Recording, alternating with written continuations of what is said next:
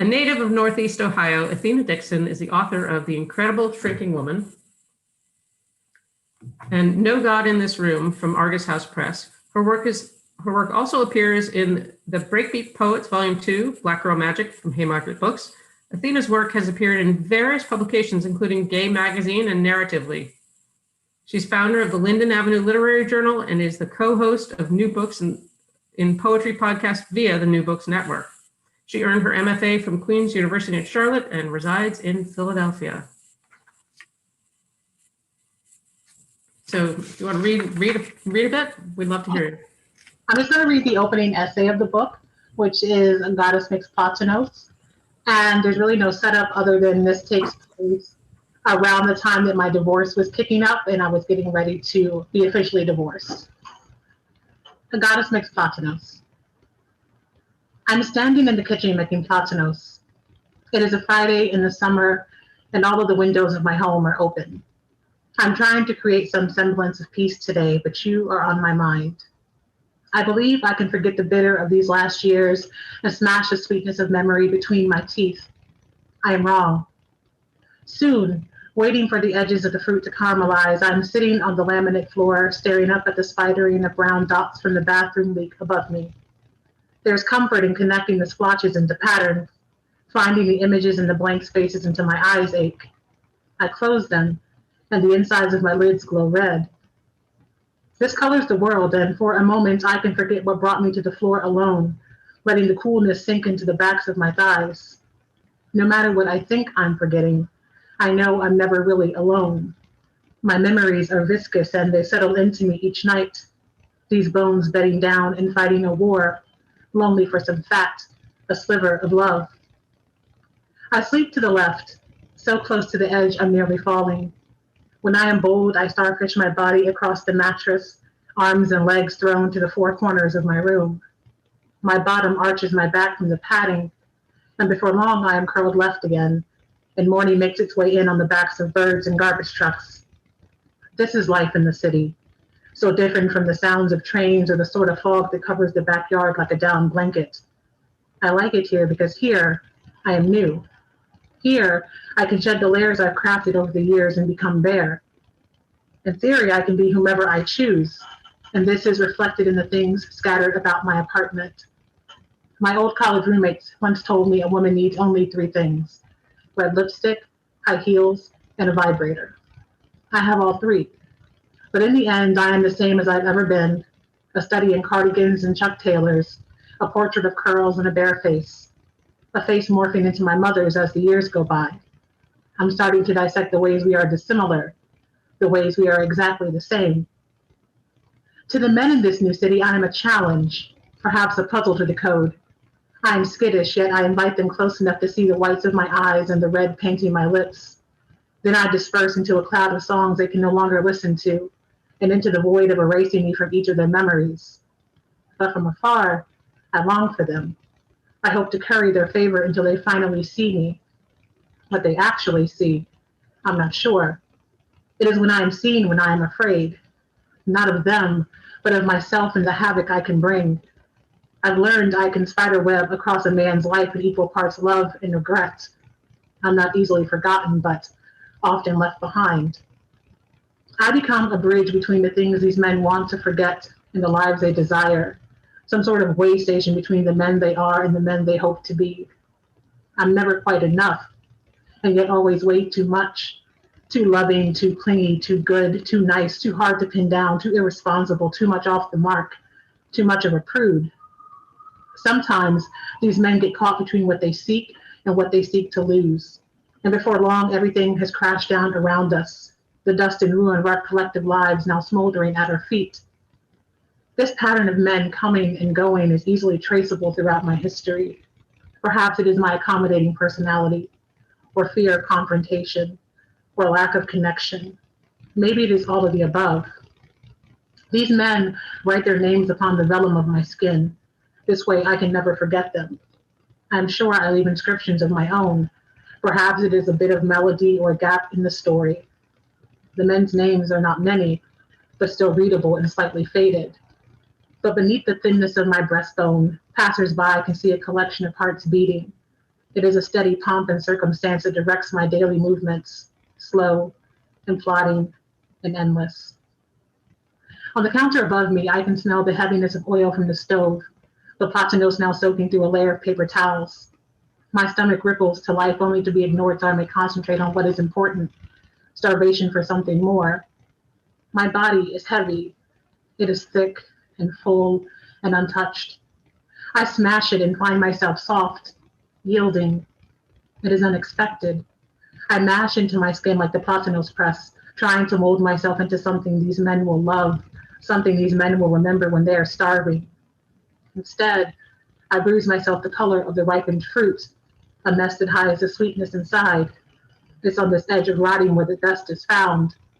But the rot brings flies and wolves. It makes them circle, starving and ready to strip flesh from bone and heart from chest. But I know I don't want to be picked clean. There should be nothing left of who I was before these men. It makes it easier to forget. I want to be devoured, so there's nothing left except the memory only on their lips and the hunger for more of me. Thank you.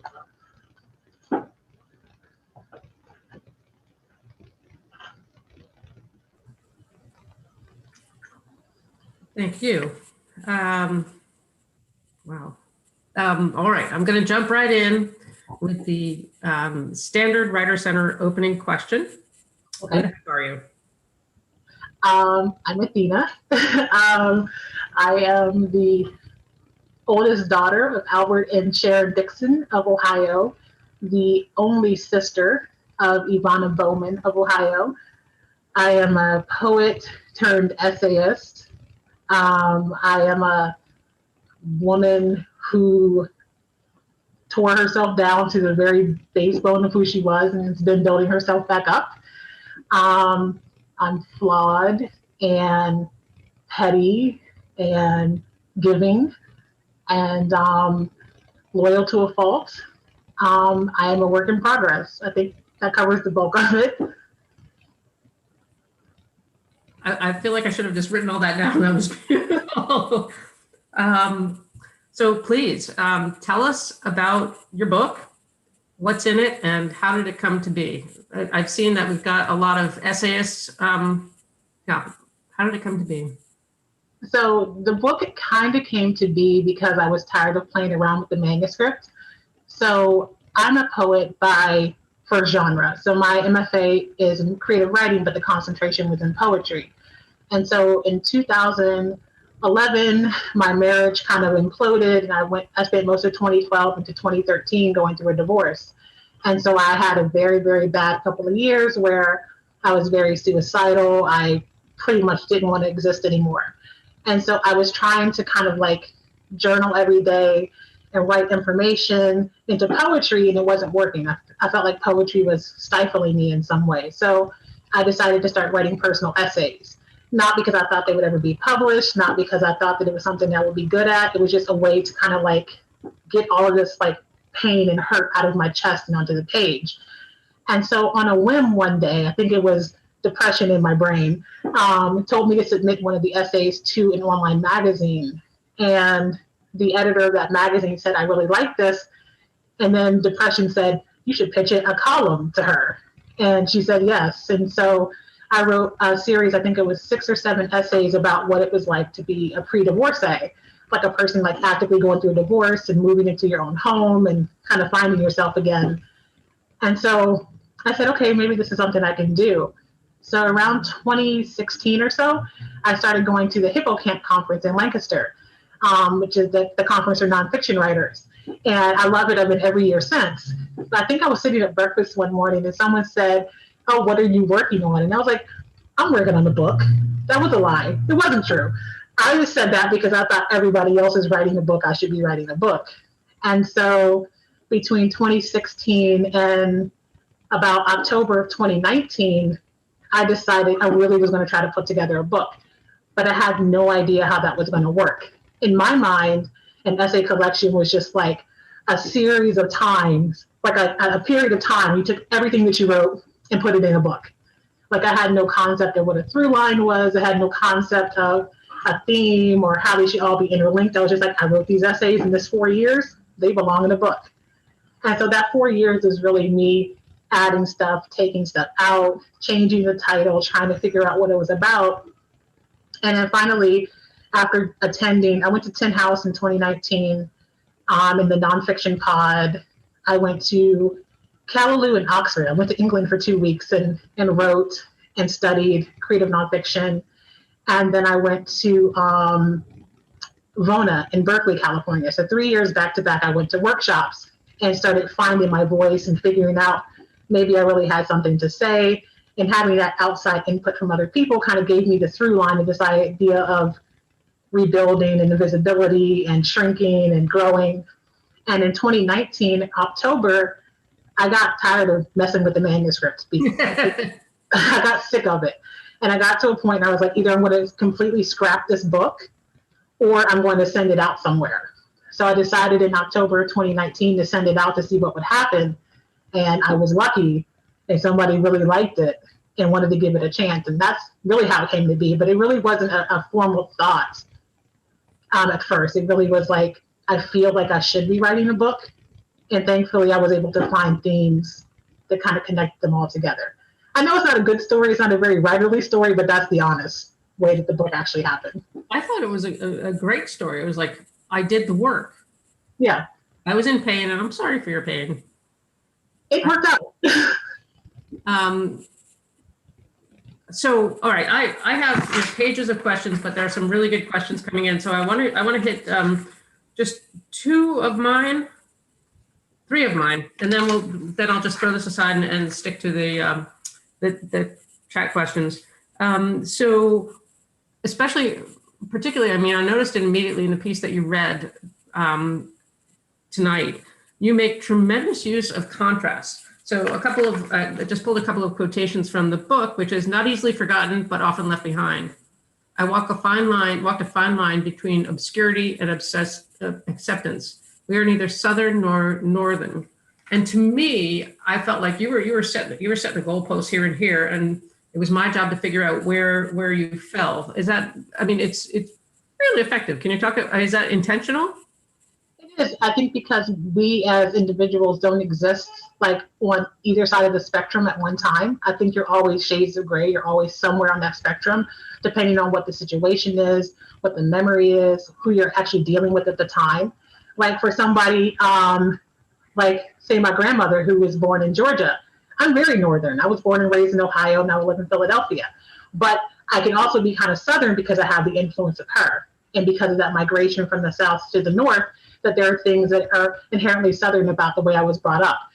Even if you look at the fact that my home church when I was a child was Pentecostal, that I see that as a very Southern thing, even though it may not be to some people, or going to Baptist church, which to me is very Southern, even if it's in the North. The same thing with being accepted, but also obscure. Like I always felt like I could walk this line between people knowing exactly who I was, but then not really knowing that I existed. And it depends on the situation. So there are people like, for example, in high school who knew exactly who I was because they wanted me to write their papers. But when it came to like going to dances and getting invited out after school, never happened. So like that obscurity existed whenever there was like a transactional thing that needed to happen. And it was very important for me to show that because I didn't want it to be a situation where I'm writing this book and I'm making you feel like wholly like, oh, she was just like wallflower who nobody ever knew and she never had a date and she never had like a sex or a husband. But no, those things all happened. But at the same time, there was the other side of that. There was very much loneliness. There was very much not being seen. But there was also these times that I was very vivid and very seen. So I think you have to look at any kind of individual and any story on a spectrum, that it can't be either or. And if it is, I think that you're like leaving out fundamental parts of the story. Okay, so what you're saying is it's not so much a challenge to the reader as a reflection of your own internal dissonance. Right. So I don't want, like, I will say this too, like as I approach essays, and this is probably my own quirk when it comes to writing, everything that I write with the intention that nobody's ever going to read it, because it allows me to write the way that I want to write and write what I'm going to write. And I'm not concerned about how other people are going to interpret it, because I know that whatever I write, they're going to bring their own worldview and their own vision and their own lens to it. So I lay out the story that seems comfortable to me, and then the spectrum that seems comfortable for me, and then let people find how they come to it and where on that roster that they fall. All right, 2 other craft questions, and then I'll go to the chat so you can keep dropping questions in there. Writers, of course, we're always told show, don't tell, right? Mm-hmm. I mean, oh my heavens, your specifics. You are showing. I just want to read a couple for people who haven't heard more than that one fabulous piece. I was a dreadlock vegetarian, open mic reading, tattooed, thrift store shopping, head wrap wearing boho. There's then another essay. There's the sizzle of polenta in a skillet after work on a Wednesday, but no more gurgling coffee maker after the buttons have been pressed to keep a lover awake. Can you talk about the power of detail to unpack a moment? My goal, like I'm a poet first, so, and an open mic poet at that. So before I ever went into an MFA program, before I ever wrote an essay, I was always very concerned of, when I get onto the stage and I approach the mic, what can I possibly say or do to make people pay attention to the story that I'm telling? And a lot of that had to do with the detail, that I can get up there and I can give you like a bare bones version of the story, or I can, and manipulate is a bad word, or I can manipulate you into feeling and seeing and immersing in the way that I want you to. So I approach prose in the exact same way, that I think that sometimes it is a requirement for you to handhold a reader to a certain point and then let their mind go where you want it to go. So for example, that the idea of the sizzling polenta. So for me, I'm writing that and I'm thinking, I want you to hear the sizzle, and I want that sizzle to then drop to the back of your mind. And then I want you to hear the clack of the keys, and I want that to drop to the back of your mind. And then I want you to focus on the lover and everything that comes after. That I want you to have this multi-layered experience where you're not only hearing and reading and feeling and seeing what I'm telling you. And then once I get you where I want you to kind of add your own color to it. I think of writing as like a Russian doll in a way. So I always have like a heart and an intention in everything that I write. So that's the core of everything. And then my job, I feel as a writer, is to build everything that comes out from it. And then when I get to that last doll on the outside, my job is to then bring you back to the core of it. So however far I have to go out, as long as I can always bring you to that core, then it's a successful piece for me. And I think that core has to be wrapped in detail that make people have like a visceral reaction. So if I need to make you feel sorrow by being very descriptive, or I need to make you feel love by being very descriptive, then I'm going to do that. And so I don't have no fear or any qualms about including as much detail as I need to get you where I want you to be. And I used to always tell my students when I was teaching Comp 101 to make sure you know the rules of whatever genre you're working in, and then break them and be able to explain why you're breaking them. Because writing is a very individual thing. Right. That's, yeah. An editor said to me, you can do whatever you want, but tell me why you did it. Mm-hmm. And I also noticed, I'm going to put my questions aside, just jump into the chat, because you know what, it's such a tremendous joy and honor to be able to talk to writers and, you know, putting questions. And but I did notice that one of the things that makes your writing so rich is you definitely use all the senses. Is that intentional?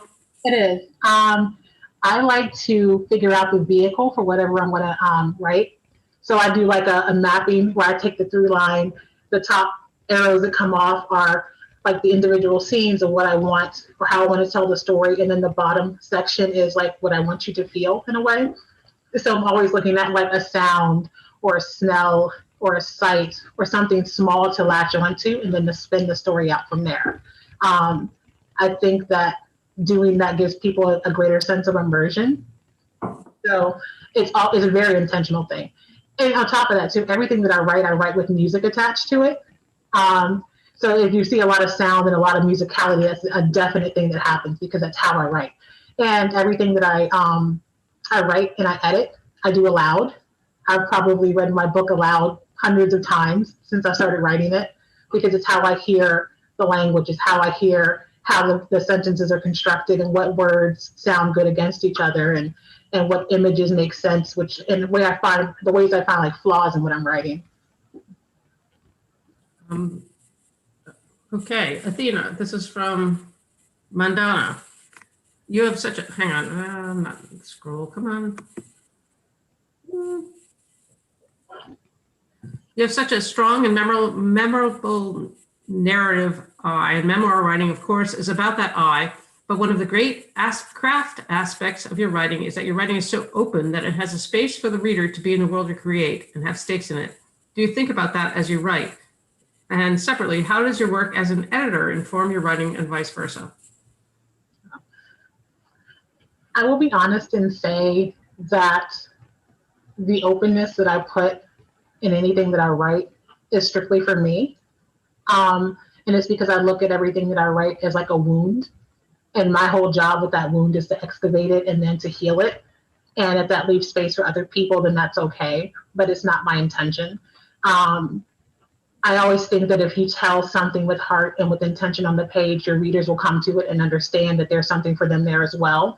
But I think that if I wrote for anyone else, and if I wrote for them to have a space to come into it, that I wouldn't be as brave. That I think that I would be so concerned about what they feel and what they think and what they're going to think about me that I wouldn't write stuff. Like in the book, I would have never written, I wouldn't have written something like Skype Sex and a Single Girl had I been concerned about other people coming to it, because I would have been afraid of what they would have thought of me or how they would have viewed me or how their thoughts of me would have changed. So I write it to kind of like heal and excavate. And I think by being honest and intentional with how I feel about those things, it makes people have space to come in with their own feelings and their own stories.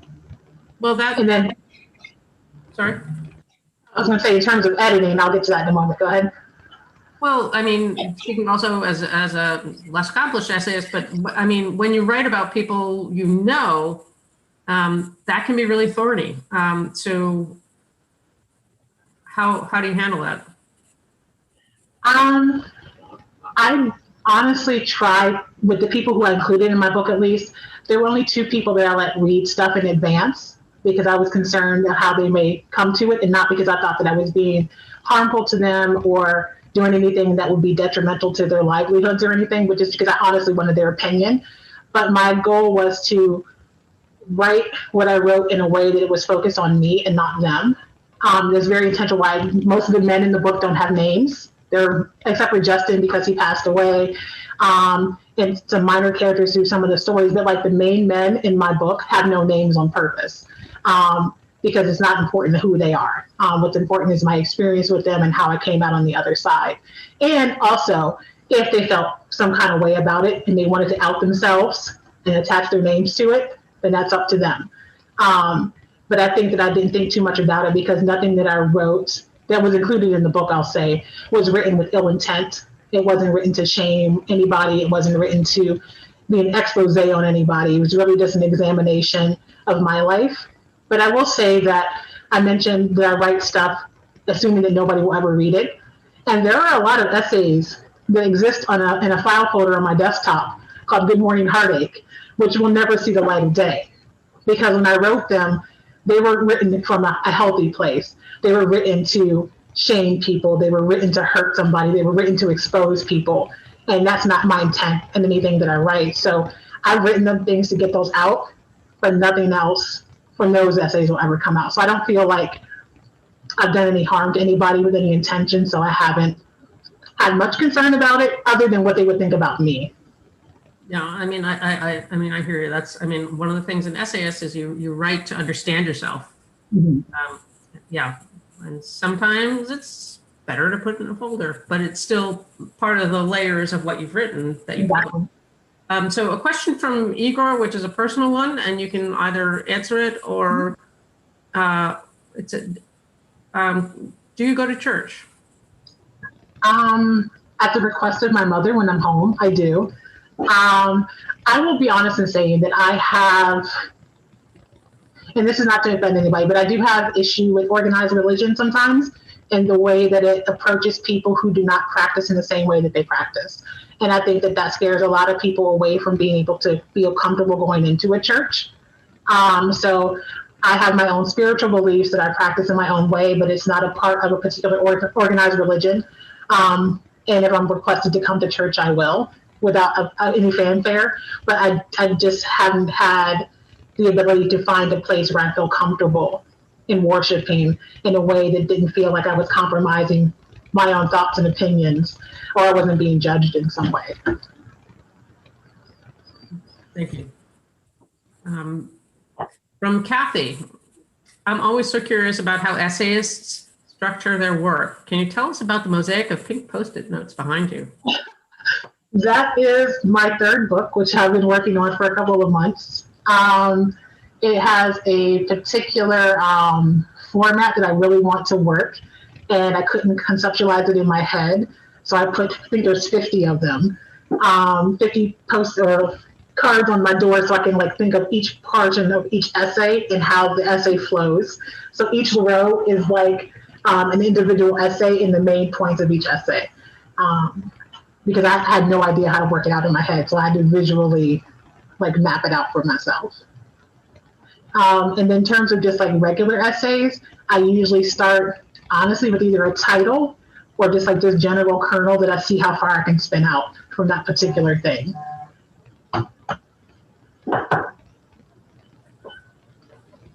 They're just so meticulously lined up. I'm in awe.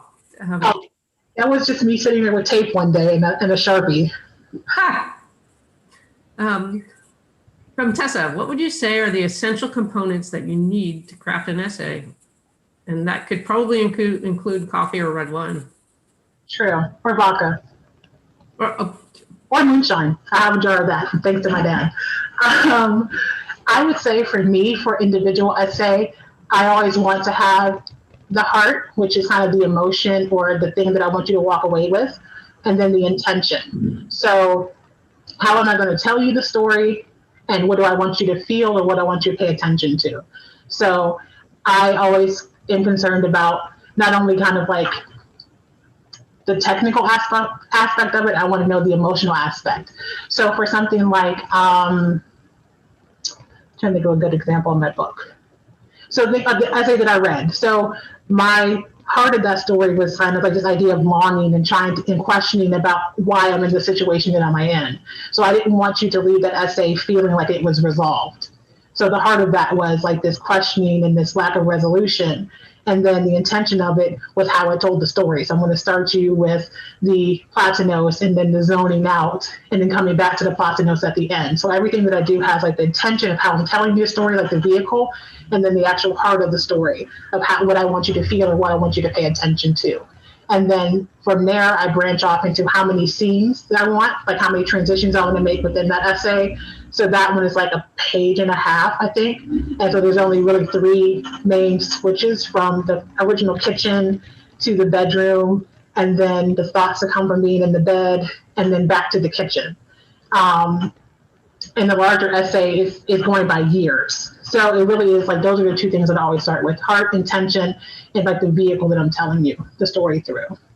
And I think if you get those 2 down, you can spin your essay out as far or as concise as you want it to be.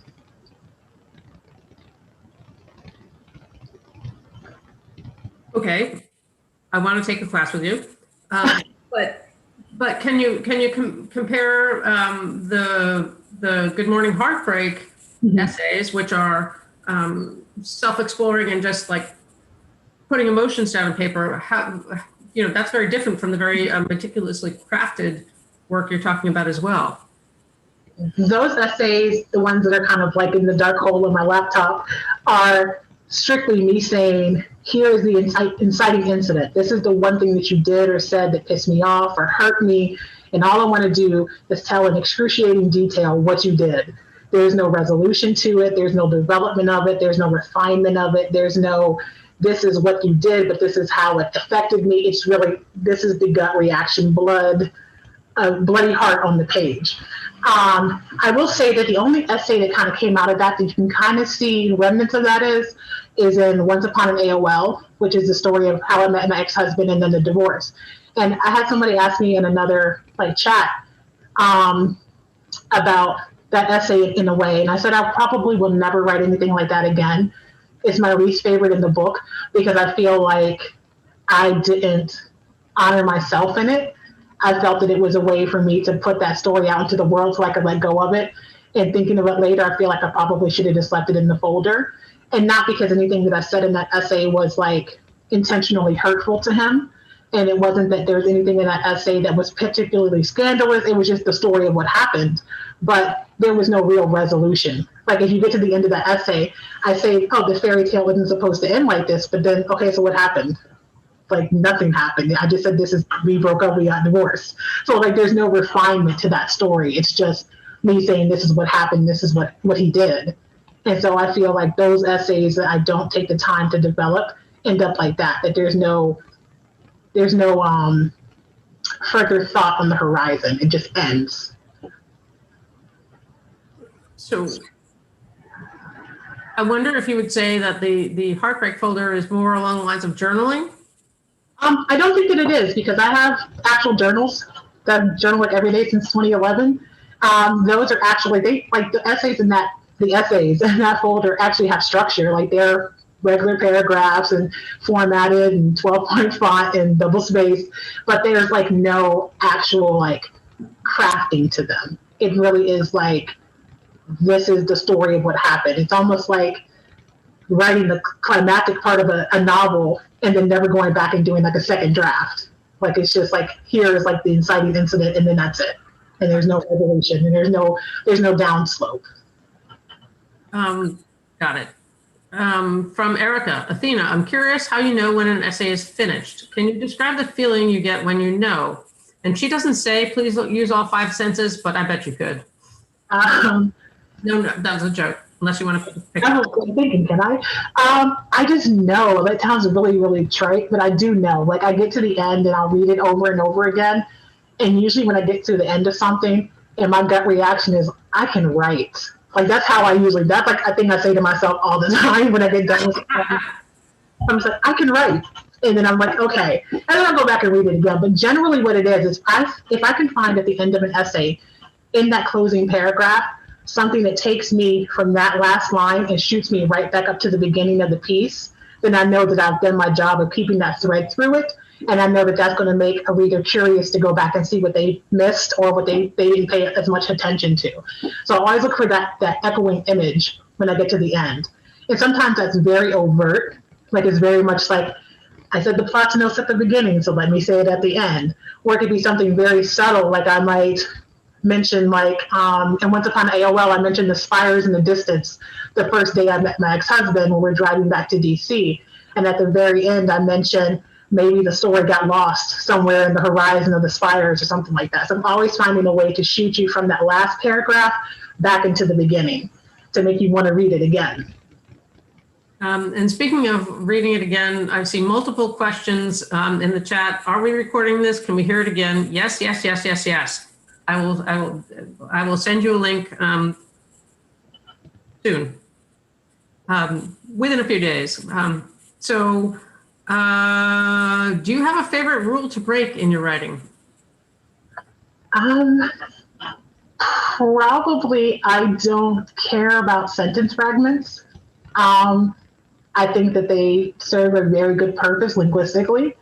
I think they serve a very big purpose when it comes to the rhythm of a line or a paragraph. So I don't care about whether or not grammatically it should be there. I care about how it makes the work itself sing.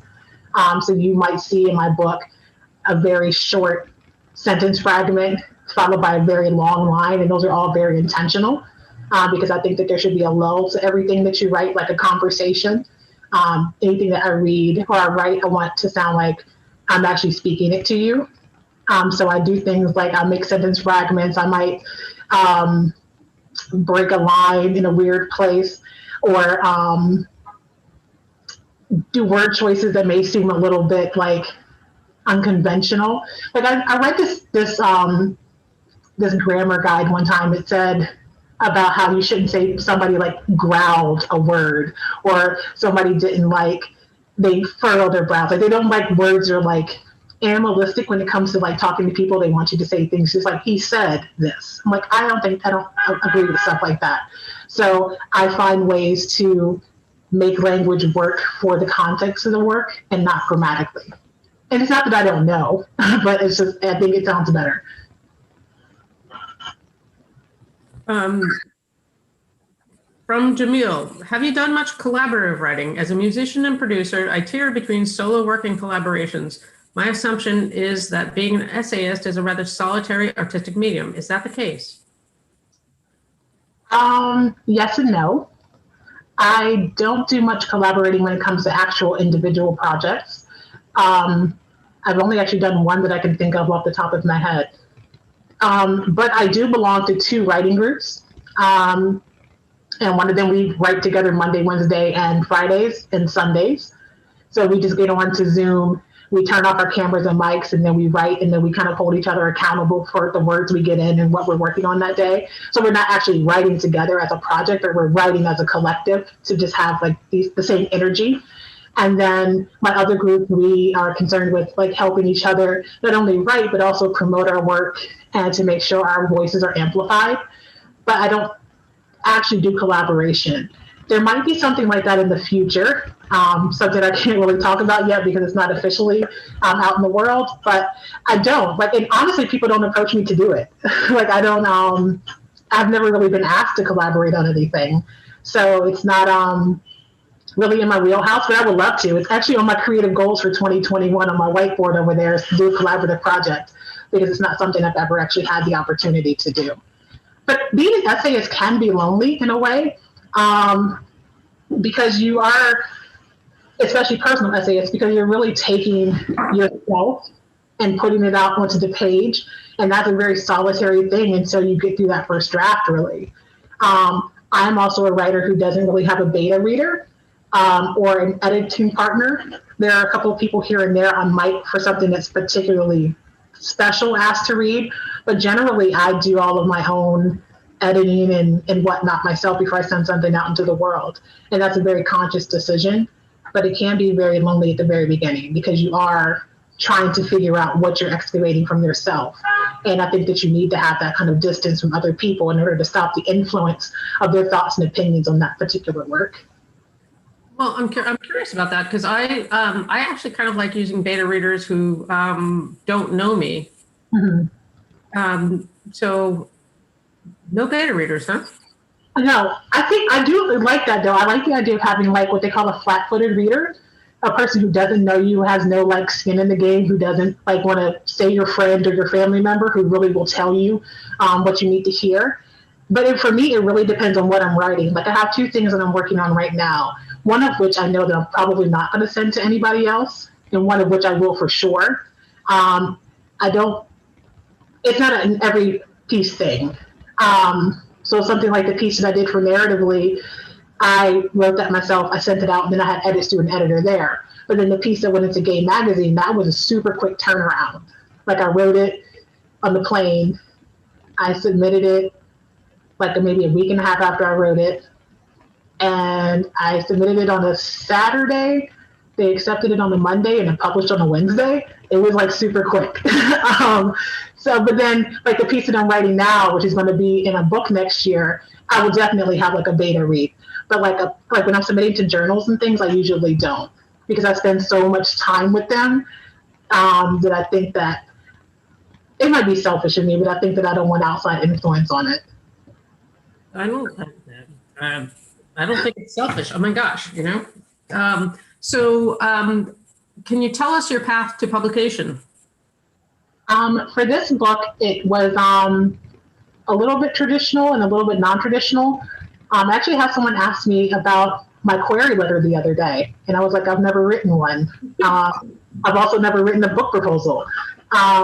So my first book, which is like a chapbook of poetry, was a result of a contest.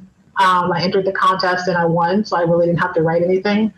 But this book, after I decided that the manuscript was done or I was going to scrap it, I researched a few places that I thought would be really good fits for my book. I do the same thing when I send out individual work. I don't have a lot of submissions pending at any one time. Like right now I have 2. And that's because I want to make sure wherever I send my work is exactly where I think it should be. So I don't really do simultaneous submissions that often. I don't have a lot of stuff pending. But for this book, I researched places I thought would be really, really good fits for my book. I did not look at big fives because I knew that that was not the space for my book. I knew that my first book was through a micro press, so I didn't want to do that route again. And so I looked at small independent presses, and part of my research was through AWP's like small press list.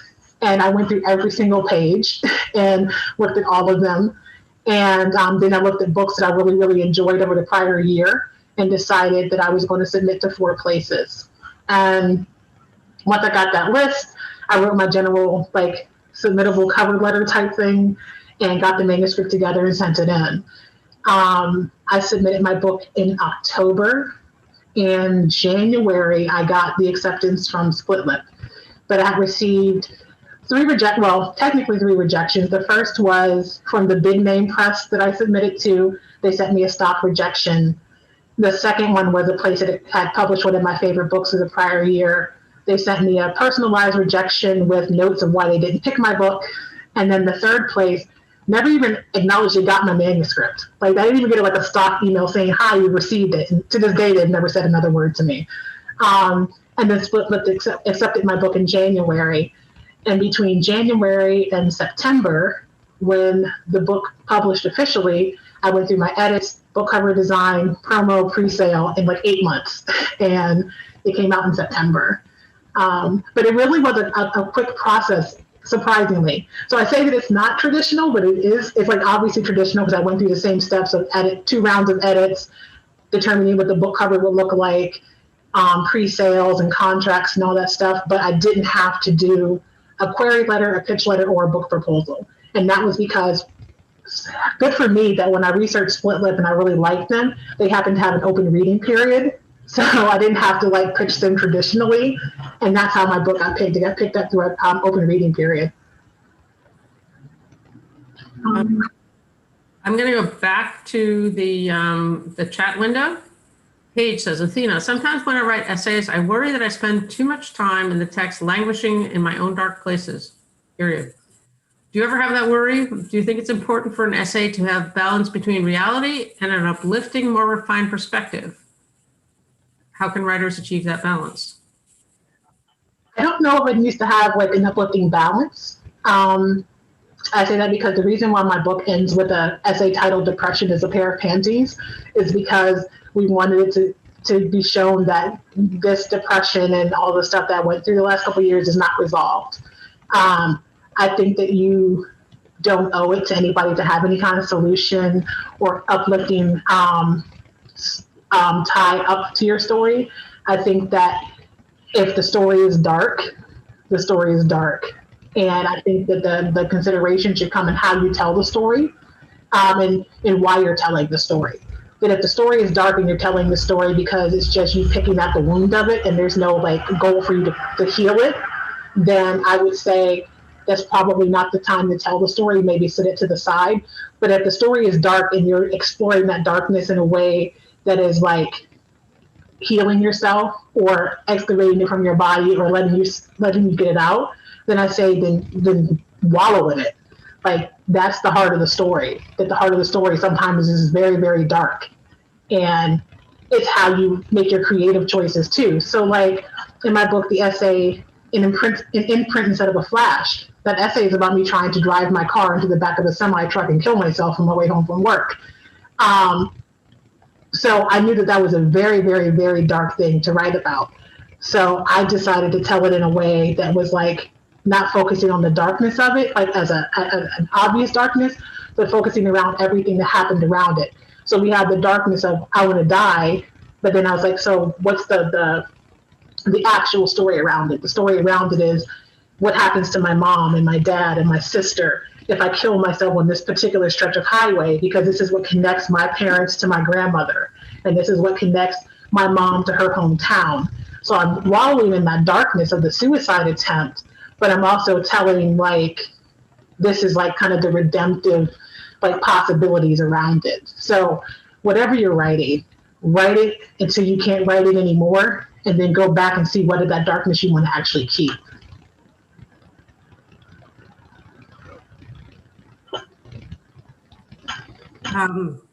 Thank you. Joanne says, Athena, what was the title? Was the title of your published book the same title you started with, or did it evolve? And if so, how? So I had a question that I didn't send you, but I was thinking, because your title is really meaningful in the context of the book, but I don't want to give away the book. So I wasn't sure whether to tread on the title, but someone else asked, so let's tread. The title of the book that was published, it was the title that I submitted it under. So it was always The Incredible Shrinking Woman to Split With.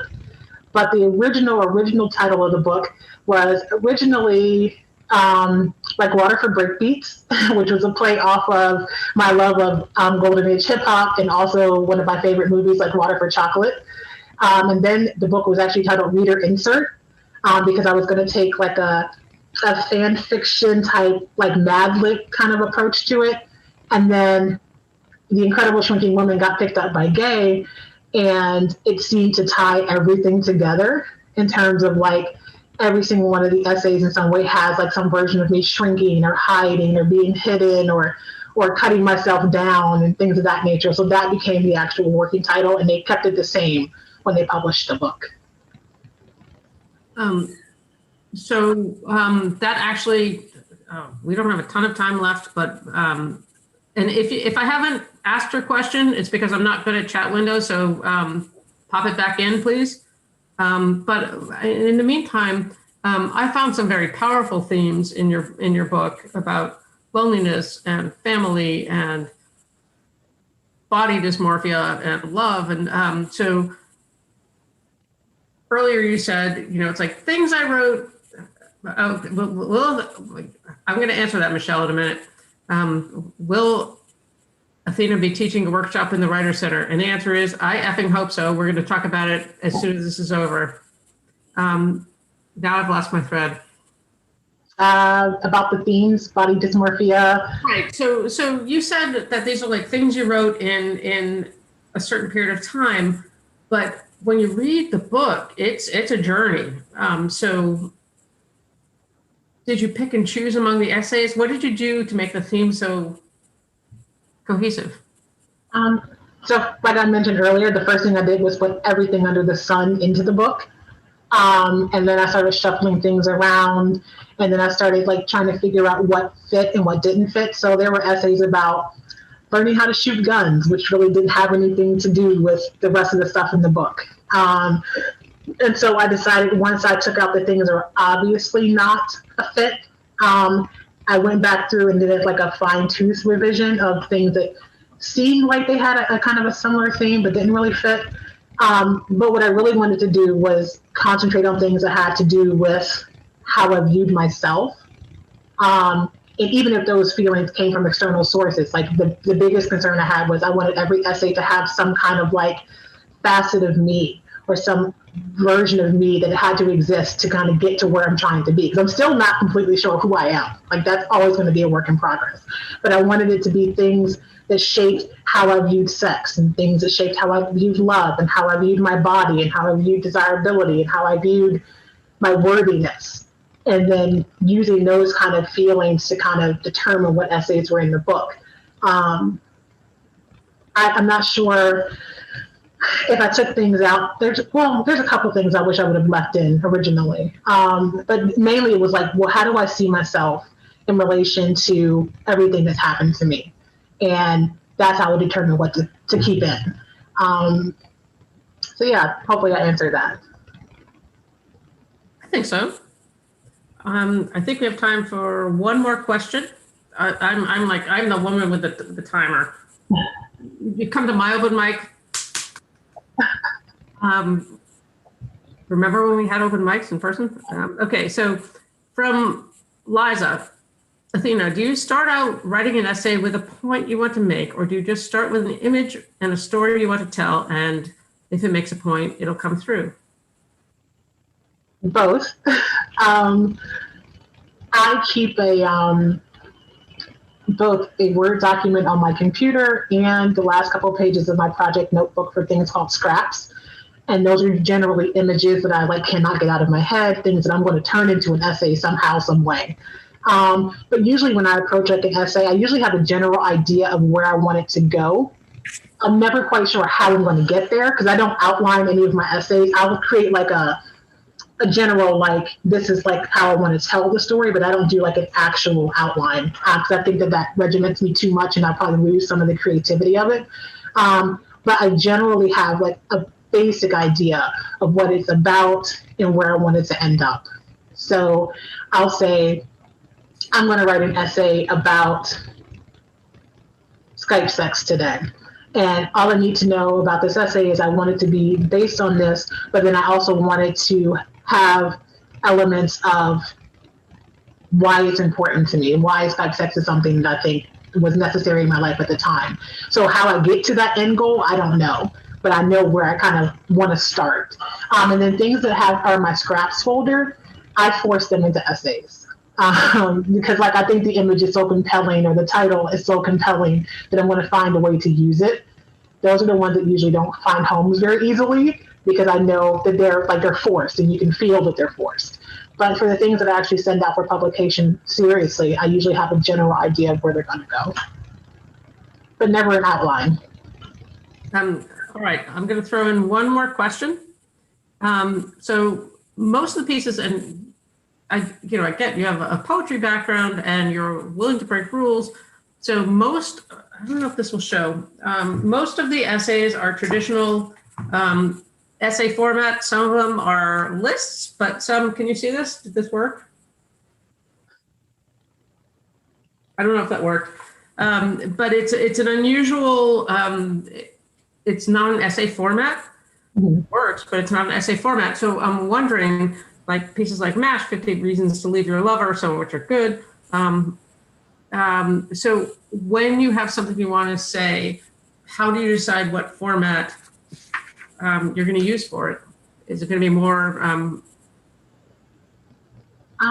I'm very much a believer in the work finds whatever form it needs to be in. Like I said, I'm a poet who's not writing essays, but I've also completed a novel this summer. I'm working on a screenplay. I'm also trying to write a graphic novel because in my head, the way it works is whatever the story is tells you the format it needs to be in. But in this particular book, the list and the MASH game were a result of a direct conversation from my friend Laura, who was one of my readers for the manuscript. And she told me to weird it up. She's like, if you want to include something that's not traditional, weird it up and put it in there. It's your book. And so originally there was a Mad Lib game, the MASH game, and then the list. I took out the Mad Libs because it didn't really work as well as I thought it would. But for MASH, it really was a transition piece. So pretty much everything before MASH, for the most part, is dealing with like Athena, childhood, growing up, how she related to the world, except for the opening essay, which is kind of like an overview. And then everything that follows that, I think the very next essay that is Once Upon an AOL. So MASH is like that transition to, this is what I thought my life was going to be based off of how I saw my mom and dad be married my entire life, and they're in the same household and have this very solid version of what marriage and love is, to having this idealistic view of what I thought it was going to be, and like making almost like a game, like a pick and play version, I think I say in reader insert. Yeah. And then, oh no, I got married. I had the Mercedes. I had the fancy loft apartment in the concierge building. I went to the European honeymoon. I had the big diamonds on my finger. And then within a year, he had a mistress. So it was like a way to transition from this idealistic view of what I thought life was going to be to what it actually turned out to be.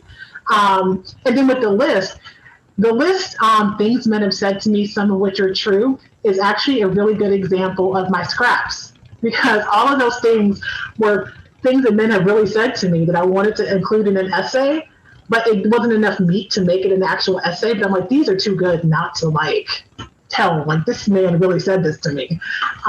So that's how that list came to be.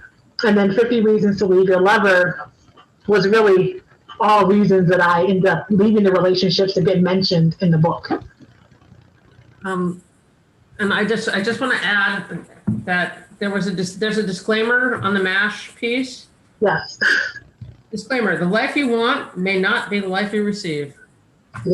And that's going to be a wrap. There are a lot of people who want to take a class with you, including me. So I would like to talk to you. It's not my job or my authority to talk to you about teaching with the Writer Center, but my boss is on the line. So we're going to talk about this. But in the meantime, as we wrap up, thank you. Everybody buy the book, write reviews. And if you want to just announce any classes you have coming up, you got people on the line here. This was actually my last event for 2020. I don't have anything until January 21st, which hasn't been publicly announced yet, so I can't really say it. But yeah, I don't have anything for the rest of the year. I'm on a little bit of a hiatus now. Well, good gravy. I really enjoyed this. Thank you. Thank you so much for having me.